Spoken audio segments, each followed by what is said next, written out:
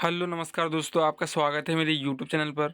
जैसा कि हम थंबनेल लिखा, न्यूनतम वेतन को लागू करवाने का आह्वान किया गया है। जैसा कि आप सभी जानते हैं, 21 नवंबर को इसका धरना श्रमायुक्त कार्यालय के सामने होना है। उसमें एमपीबी और ऑल डिपार्टमेंट आउटसोर्स कर्मचारी संघ के सदस्यों द्वारा टिप्पणी की गई है और रिक्वेस्ट की गई समस्त कर्मचारियों से। बहुत बड़ी काफ़ी विज्ञप्ति से आप देखिए और ज़्यादा से ज़्यादा शेयर कीजिए, क्योंकि हर कर्मचारी का अधिकार मारा जा रहा है। देख लेते विस्तार पूर्वक। इंदौर संभाग में कार्यरत आउटसोर्स अस्थायी कर्मचारियों से और पास के जिलों के समस्त विभाग में कार्यरत कर्मचारियों से विशेष अनुरोध है कि डरे नहीं। हम सबकी शोषित पीड़ित मानवता के अधिकार की लड़ाई है, जो जायज़ मांगों को लेकर है।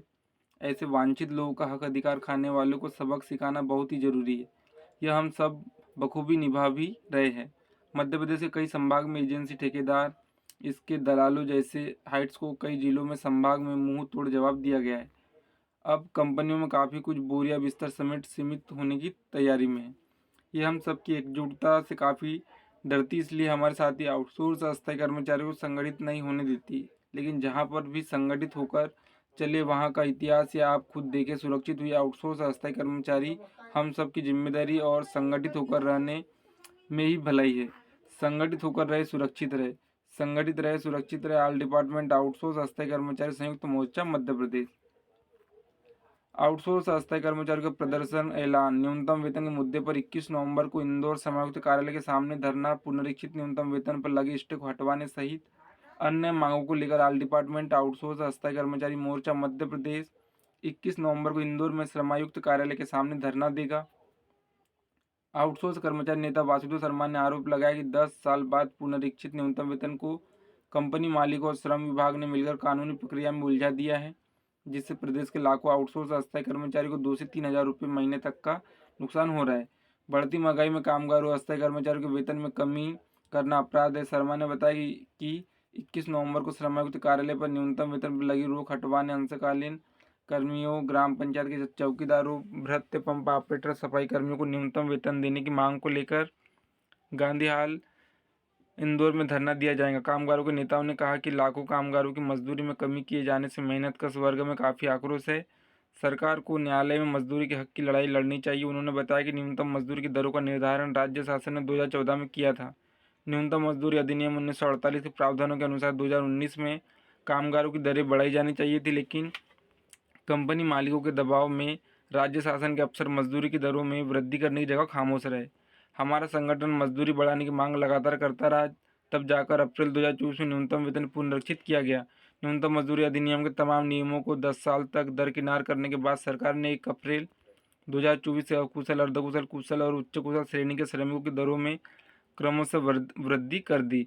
मई में प्रदेश के औद्योगिक क्षेत्रों सहित शासकीय दफ्तरों में कार्यरत लाखों आउटसोर्स अस्थायी कामगारों को बढ़ी हुई मजदूरी मिल गई। 10 साल बाद मिला न्याय एक माह भी खुशियां नहीं दे सका और श्रम विभाग की अधिसूचना के विरोध में औद्योगिक संगठनों ने कोर्ट में याचिका दायर कर स्टे ले लिया।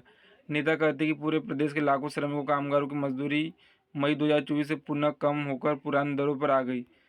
इस पूरे प्रकरण में राज्य शासन का रवैया श्रमिक विरोधी रहा, जिसने हाईकोर्ट से स्टे हटवाने की गंभीरता से प्रयास नहीं किया और न ही सुप्रीम कोर्ट में स्टे के खिलाफ याचिका लगाई गई।